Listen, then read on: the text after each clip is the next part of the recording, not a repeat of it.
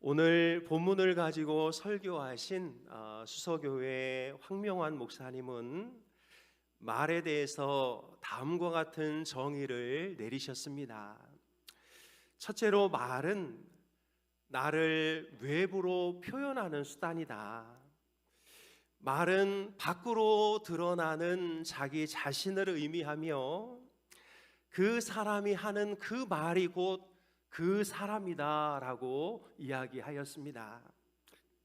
둘째로, 말은 생각과 행위의 중간 단계이다. 마음속의 생각은 알 수 없지만 그가 하는 이 말의 계지를 통해서 그 사람의 마음에 무슨 생각이 있는지를 알 수 있으며 조만간 그가 무슨 행동까지 할 수 있게 될지를 말이 표현해 준다고 하였습니다. 셋째로, 말은 내가 뿌리는 씨앗입니다. 씨앗을 뿌리면 반드시 싹이 나고 열매를 맺듯이 입 밖으로 낸 말은 좋은 말이든 나쁜 말이든 반드시 그 열매를 따먹게 된다고 말씀하셨습니다. 또한 우리는 우리가 하는 말에 묶이게 되며 결국 말한 대로 그의 인생이 흘러간다고 말씀하셨습니다. 여러분, 결국 말은 그 사람입니다. 한 사람의 말을 들어보면 그 사람이 어떤 사람인지가 확연하게 드러나고, 일단 한 사람의 입에서 말이 나오면 그 말은 자기 주인의 실체를 폭로하면서 돌아다니게 되는 것이지요. 가벼운 사람에게서는 가벼운 말이, 더러운 사람에게서는 늘 더러운 말이, 또 교활한 사람에게서는 교활한 말이 결국 나오게 되어져 있습니다. 그래서 여러분, 우리는 한마디 한마디 말을 할 때마다 이 말이 나를 드러낸다는 것을 꼭 기억하면서 한마디 한마디에 세심한 주의를 기울여야 할 줄로 믿습니다. 그렇다면 여러분, 우리는 과연 어떤 말을 하면서 살아야 할까요? 오늘 본문은 악인의 입과 의인의 입을 대조하고 있는데요, 그의 입에서 나오는 말을 보면 그가 악인인지 의인인지가 그대로 드러난다고 말씀하고 있습니다. 그렇다면 여러분, 우리는 과연 의인입니까? 악인입니까? 오늘 여러 기준들이 있지만 본문에 있는 세 가지 기준을 뽑아서 나의 영적 그리고 인격적 위치를 가늠하는 귀한 시간이 될 수 있기를 간절히 소망합니다. 첫째로, 내 말이 다른 사람을 살리면 나는 의인이고, 내 말이 다른 사람을 죽이면 나는 악인입니다.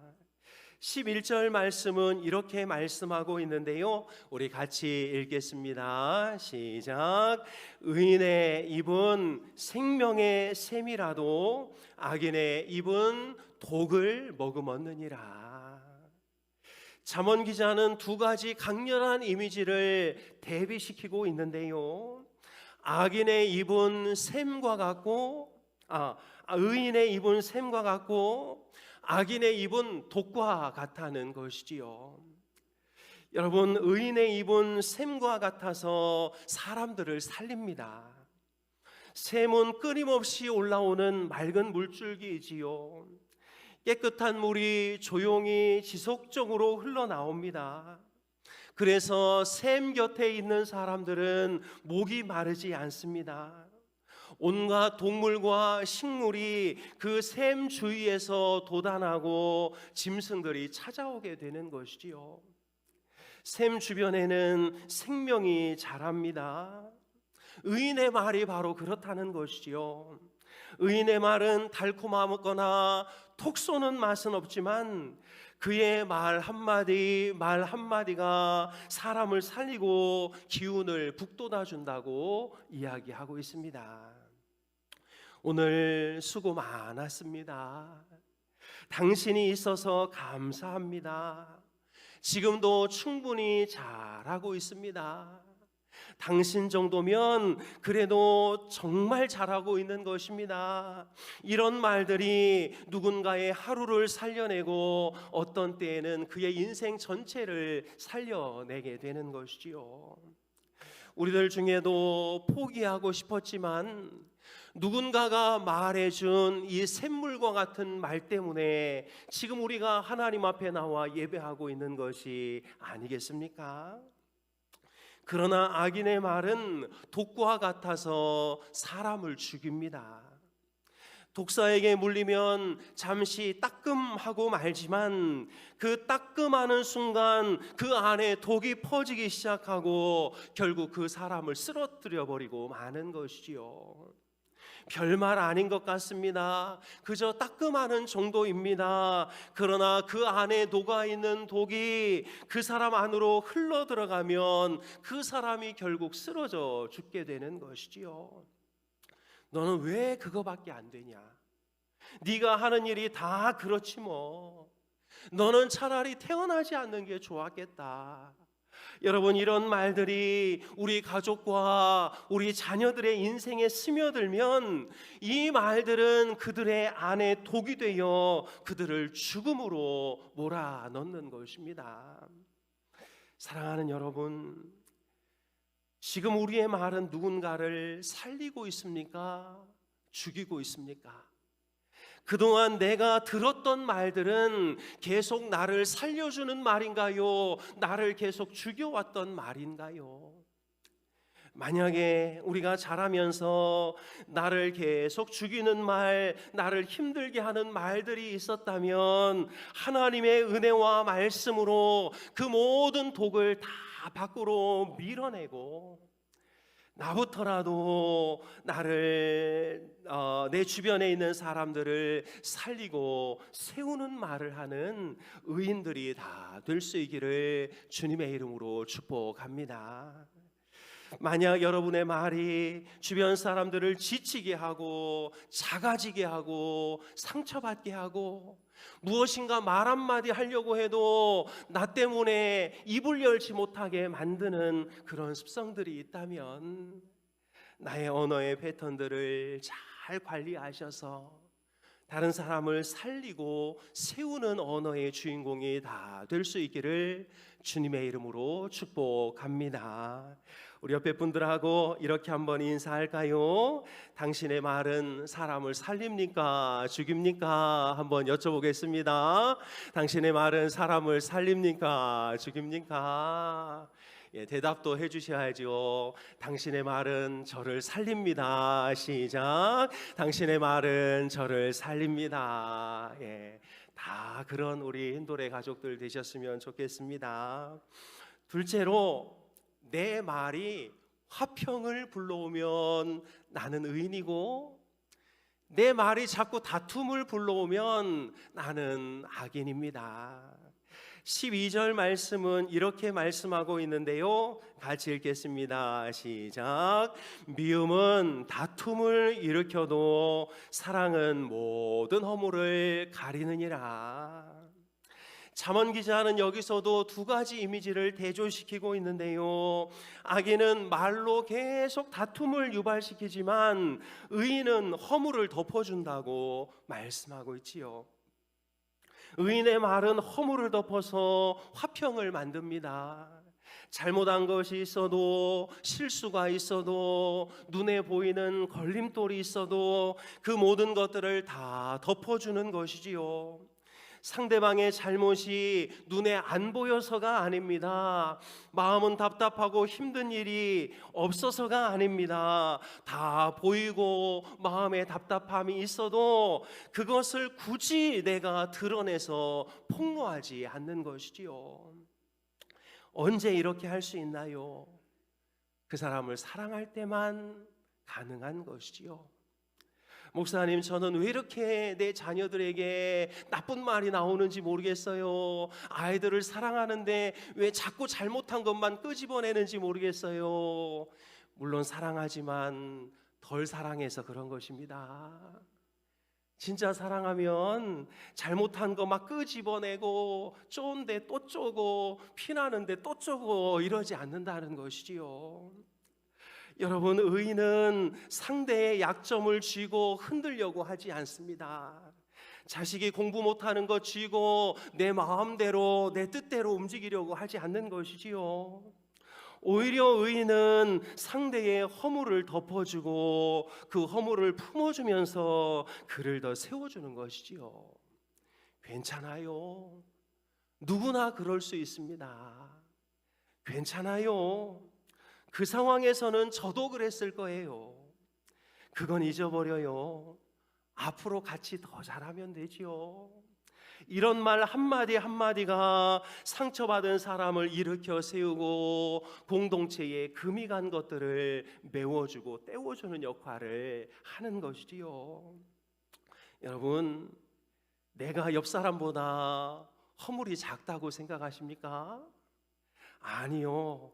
약간의 차이가 있지만 이 사람은 여기서 허물이 크고 나는 여기서 허물이 큰 것이지요. 그러니까 똑같은 존재들인데 서로 들춰내고 파내면 어떻게 살아갈 수 있겠습니까? 오히려 서로가 서로의 약점을 덮어주고 이해하면 그보다 더 행복한 공동체와 가정은 없는 것이지요. 반대로 다툼을 유발하는 언어가 바로 악인의 언어입니다.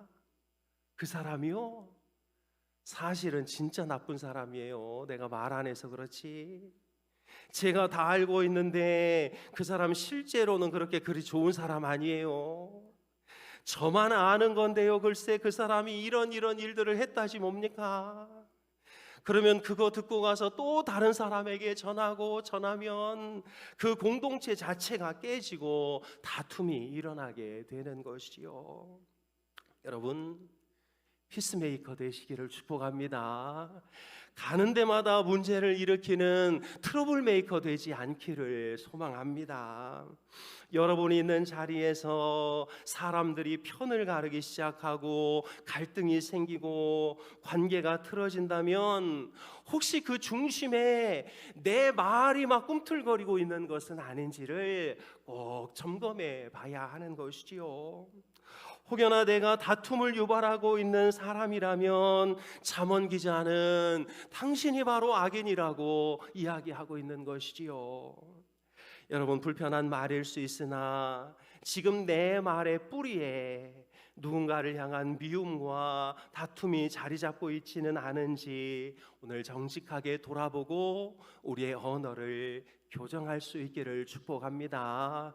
우리 옆에 분들하고 이렇게 인사하겠습니다. 당신은 피스메이커 맞지요? 인사하겠습니다. 당신은 피스메이커 맞지요? 네, 대답도 하겠습니다. 지금까지 보고도 그걸 몰라요? 한번 인사하겠습니다. 지금까지 보고도 그걸 몰라요? 네, 우리 울산인돌교회 모든 성도님들은 가는 곳마다 화평을 전하고 행복을 전하고 피스를 평화를 만드는 그런 성도님들 다 되시기를 축복합니다. 마지막으로 내 말이 보물함과 같으면 나는 의인이고 내 말이 빈 깡통과 같으면 나는 악인입니다. 맨 마지막 절인데요, 중간에도 이 악인과 의인을 이제 여러 부분 대조해 놨는데 우리 맨 마지막 절만 한번 보겠습니다. 시작. 의인의 혀는 순은과 같거니와 악인의 마음은 가치가 적으니라. 여기 가치가 적으니라를 원문으로 찾아보니까 텅 비어 있느니라 이렇게 되어 있습니다. 그러니까 의인의 말은 한마디 한마디가 무겁고 빛이 나고 가치가 있지만 악인의 말은 한마디 한마디가 그냥 깡통 두드리는 소리밖에 나지 않는다는 것이지요. 여러분, 어릴 적 자전거에다가 이 줄로 쭉 묶어가지고 깡통 달고 달려보신 적이 있잖아요. 그죠? 일부에서는 말했더니 아무도 없더라고요. 저만 그랬더라고요. 예. 그리고 이제 배달하시는 분들 보면 막 일부러 그 마후라를 터트려 가지고 꽝꽝 하면서 다니는데 본인들은 멋있다고 생각하는데 정작 옆에 있는 사람들은 뭐라 말하죠? 아, 시끄러워, 힘들어, 이렇게 말하지 않습니까? 이 우리의 말도 똑같습니다. 의인의 말은 몇 마디 하지 않는데도 그 말이 무겁고 거기서 빛이 나고 불순물이 섞여 있지 않고 오랜 시간 걸러져서 만들어낸 그런 말을 한다는 것이지요. 의인의 말은 함부로 뱉지 않습니다. 자기 감정, 자기 생각에 불순물이 거기에 이렇게 녹아져 있지 않지요. 사실 내 의도는 이건데 말은 다르게 말하는 이런 불순물이 섞여져 있지 않다라는 것입니다. 의인은 말할 때 한 번 거르고 또 걸러서 깨끗한 말만 내놓기 때문에 한마디 한마디에 이 빛이 서려져 있는 것이지요. 나는 너를 믿는다. 너의 선택은 항상 옳다. 이 고통은 반드시 너를 단단하게 만들 것이다. 우리 작은 일에 충성하자. 스몰이라는 단어 안에 올이라는 단어가 들어있지 않냐. 이런 말 한마디 한마디가 사람의 방향을 바꾸고 무너진 결심을 붙잡아 주는 것이지요.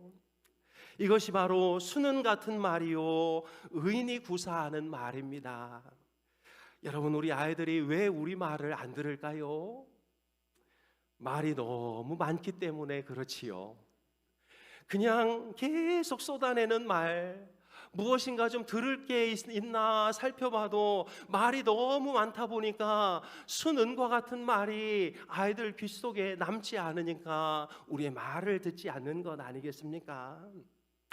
일부는 선생님들만 이제 예배를 드리셔서 공과 공부 시간에 너무 말 많이 하라고 부탁을 드렸는데요. 여러분, 왜 말이 계속 많아질까요? 사실 분방 공부 준비를 안 하면 말이 계속 많아지는 것이지요.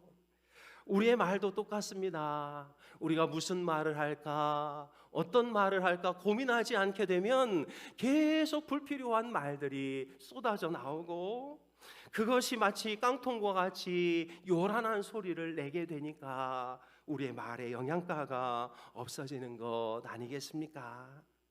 사랑하는 여러분, 지금 내 말은 순은과 같습니까? 아니면 요란한 빈 깡통과 같습니까? 말을 많이 한다고 해서 유익한 것이 아니고 내 목소리가 크다고 해서 그것이 전달되는 것이 아닙니다. 말을 적게 하고 목소리가 작더라도 순은과 같은 말은 상대방의 마음으로 들어가는 것이고 말을 아무리 많이 하고 목소리가 크다 할지라도 빈 깡통과 같은 말은 그 사람의 마음속으로 들어갈 수가 없는 것이지요. 사랑하는 여러분, 불편하실지 모르겠지만 내가 쏟아내는 말은 순은과 같은가 요란한 깡통과 같은가 한번 잘 살펴보시고 순은과 같은 의인의 언어를 소유하시기를 주님의 이름으로 축복합니다. 우리 옆에 계신 분들과 이렇게 인사하겠습니다. 당신의 말은 순은과 같이 빛이 납니다. 인사하겠습니다. 당신의 말은 순은과 같이 빛이 납니다. 말씀을 정리합니다. 19절은 이렇게 말씀하는데요, 같이 읽겠습니다. 시작. 말이 많으면 허물을 면하기 어려우나 그 입술을 제어하는 자는 지혜가 있느니라. 잠언 기자가 마지막으로 우리에게 건네는 말은 놀랍도록 단순한데요, 말을 잘하라거나 좋은 말을 골라서 쓰라거나 명언 있으면 적었다 쓰라거나 그러지 말고 그냥 제어하라. 오히려 말하고자 싶을 때 브레이크를 밟아라, 이렇게 말씀하고 있지요. 되도록 말이 입 밖으로 나오지 않도록 하는 것이 가장 말을 잘하는 방법이라고 결론 짓고 있습니다. 우리는 이미 경험했지요. 말이 많아질수록 허물이 쌓이고 실수가 생기고 관계가 깨지고 이 말은 하지 말았어야 되는데 그러고는 밤새 혼자 깨어서 끙끙 앓은 적이 얼마나 많이 있습니까? 입술을 제어하는 것이 지혜의 시작입니다. 오늘 말씀을 들으면서 혹 떠오르는 사람이나 떠오르는 상황들이 있지 않나요? 이제 그런 상황에 놓였으면 어제보다는 다른 모습으로, 어제보다는 다른 언어로 표현하는 우리 모두가 다 될 수 있기를 주님의 이름으로 축복합니다. 어쩌면 우리들 중에는 우리 부모님들이 너무 세시고 너무 독하셔서 우리에게 그냥 막말을 쏟아부은, 그래서 계속 독을 주입받아 지금까지 살아오신 분들도 있을 것입니다. 그러나 여러분, 그 모든 저주의 언어, 독스러운 언어들을 우리가 또 우리 자식들에게 쏟아부을 필요는 없지 않겠습니까? 만약에 우리가 그런 마음으로 지금까지 그런 상황에서 살아왔다면 이제 우리 하나님이 나를 얼마나 사랑하시는지, 하나님이 성경을 통해서 나를 얼마나 존중해 주고 계신지, 하나님의 말씀이 내 안에 있는 모든 상처와 독들을 얼마나 지우시기를 원하는지를 잘 이해하셔서 내가 들었던 말대로 말하지 말고 하나님이 다시 나에게 심어주었던 그 말대로 말씀할 줄 아는 우리 모든 성도님들이 다 되시기를 축복합니다. 다른 사람을 살리는 말, 모든 사람에게 화평을 전하는 말, 수는과 같이 묵직하고 빛나는 말의 주인공 되어 하나님께 영광 돌리는 우리 모두가 될 수 있기를 주님의 이름으로 축복합니다.